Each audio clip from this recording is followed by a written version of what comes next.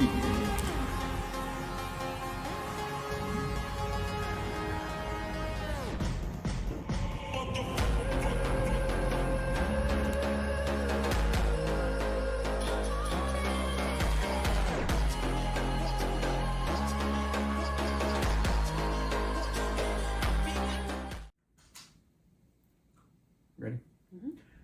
What's going on, Pit Stop crew? We're here with another barbecue adventure of ours, and this one kind of started off as we're going to a show I was super excited about because been a long time Christmas Vacation Chevy Chase fan, and everybody calls him the lovable a-hole, and I've always been the lovable a-hole, so that's why he's always been one of my favorite people.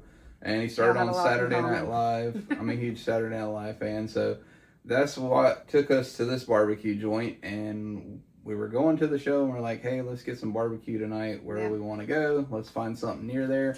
So we ended up dropping into Sweet Lews Barbecue.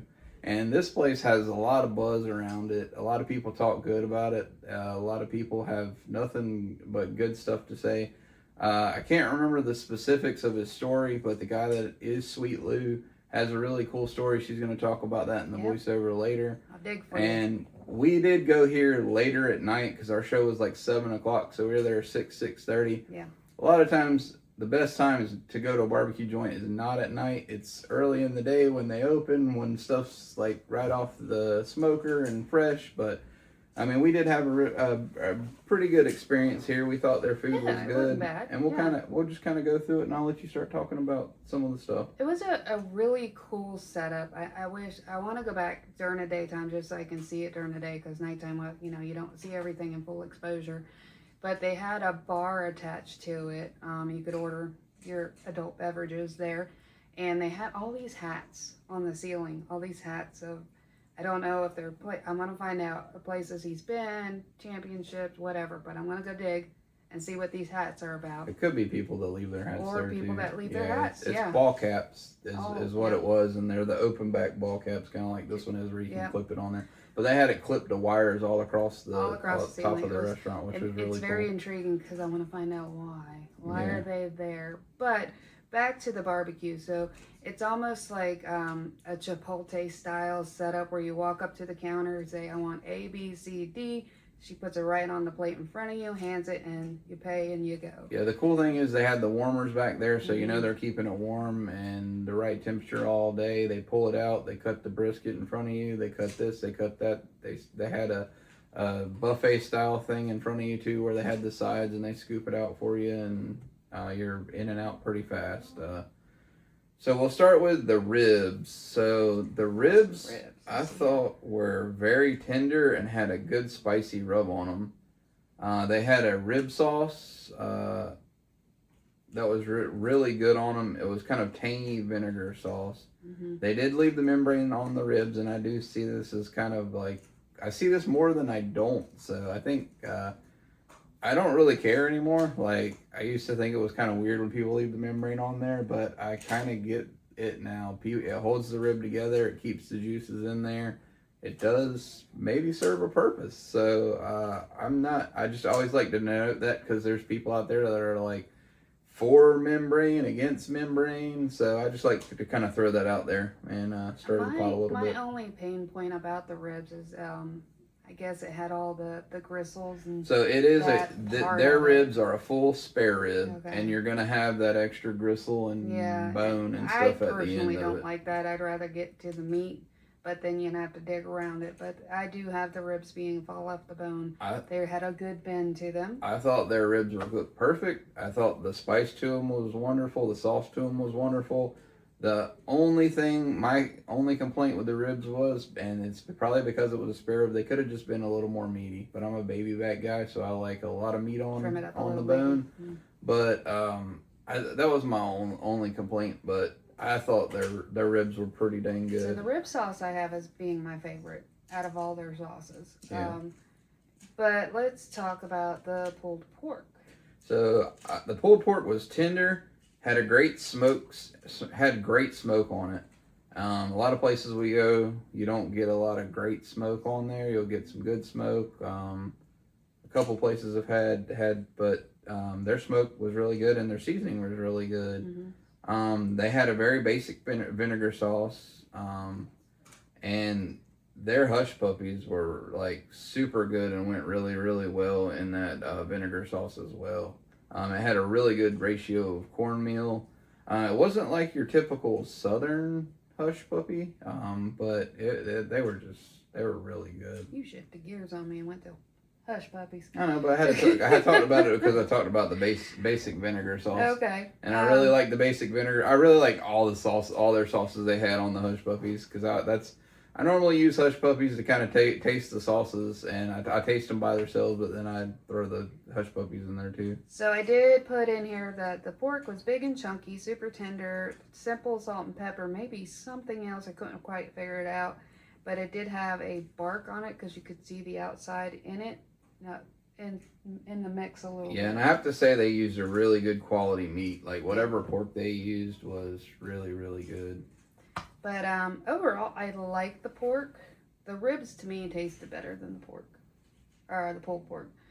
But brisket, what's your thoughts on the brisket? So the brisket was juicy. It was well smoked and seasoned. It had a really good color and a nice bark.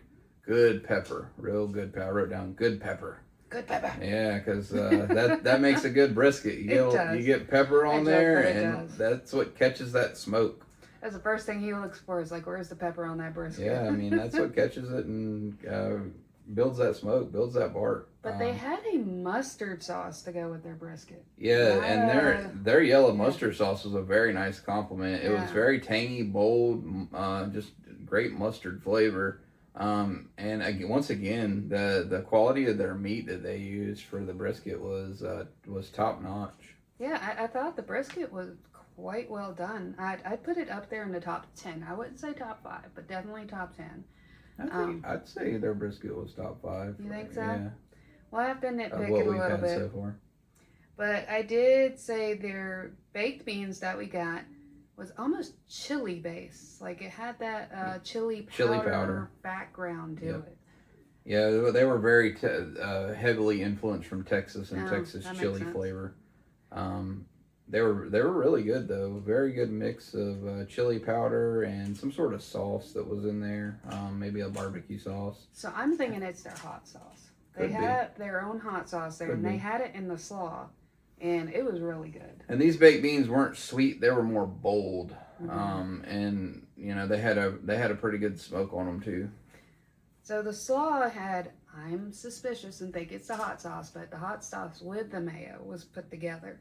And it was really kind of tangy and good. I really liked the combo. So the coleslaw was very good. I got a lot of vinegar in there with some mayo mix, but not like traditional flavors. I caught some celery seeds, some cumin, and some chili powder in there. And I really thought it mixed well. Thought they may even put a little ketchup and paprika for color in it or something. But the only reason I thought the hot sauce, because I tasted the hot sauce and I was like matching the flavors up. They're similar somehow. So one of the things I really like about like new age barbecue is the kind of the science mastermind of stacking flavors and layering stuff in there. Yep. And when you can't quite figure out what somebody's doing, that's when it gets fun. And I think this Sweet Lews got it going on with the stacking of the flavors and sauces and stuff, and keeping you thinking. You think he's gonna go left, but he's actually going right. And I just found this place very intriguing. That's kind of why we want to go back during the day early when everything's coming off and there's so much buzz about this place right now. Like when I talk to people about this place, they're like, "Oh yeah, this place is awesome." And we were there a little later at night, so I feel like we got a good meal, a good solid meal. He's definitely going to be on our top 25 list. Yeah. But I think we can get like a spectacular. So our score for him might change when we go back and visit it again, because we do go see a lot of shows at the place we went and saw this one. So we'll probably stop in there one night or one day earlier in the day and get some get it when it's a little bit more off the smoker and stuff. Yeah, my thought is when we get down to the nitty gritty of the top barbecue joints. We're gonna have to revisit them because we're gonna get to the point where we've tasted so many. We're gonna need a refresher. Oh yeah, yeah, and that's kind of why we're doing the 0 to 100 scoring now. We're scoring them on there, and you know we have room to build and put people ahead of people, behind people, and we're gonna start doing some quarter points and half points so we can kind of stack them in there, and eventually we'll have a pretty solid top 25 list for North Carolina. I only have one bad thing to say about Sweet Lews is their sweet tea was terrible. But it was store-bought. So yeah, it was store-bought. It wasn't. It was they don't make their own sweet tea, so I'm not gonna fault them. I'm not gonna fault them for that because when you're stacking flavor like this and doing stuff like this, the last thing on your mind. Yeah, you ain't got time to make sweet tea. Get you a sweet tea person. I'll put that out there. So their wood was hickory, pecan, and peach, and sometimes they mix white oak in, was what I found online. And they actually, when we were there, they had a wood delivery, and Sweet Lou actually with himself was there.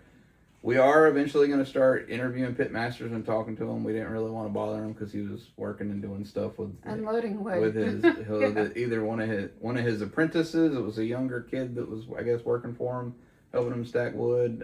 He was probably college age, or maybe it might have been his son. Who knows?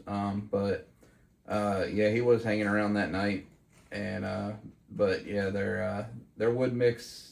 From what I found was hickory, pecan, and peach, and sometimes some white oak, which that also will give your barbecue definitely a unique flavor as well, mixing that many woods together. So I have to give props to this dude. I think he's a mad scientist. I think he's doing some cool things in Charlotte. So when you're in the Charlotte area, go check out Sweet Lou's. There's a couple other Charlotte barbecue joints we reviewed that are really, really good. So check out the Mad Scientist. That is your term for them now. Yeah. And check out our rating once we get it officially loaded up on our website. I'll put the link in the description.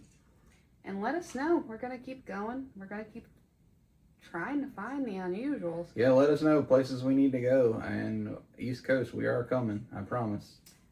But I heard a tidbit that we needed to go to South Carolina. I don't know.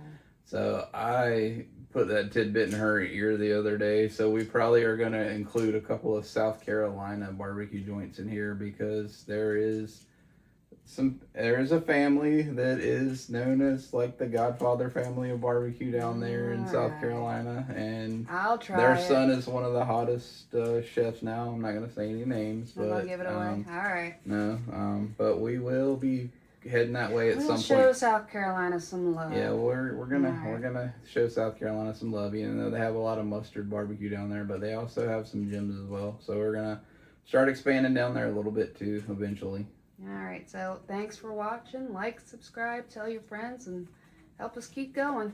All right. Thanks, guys. Bye.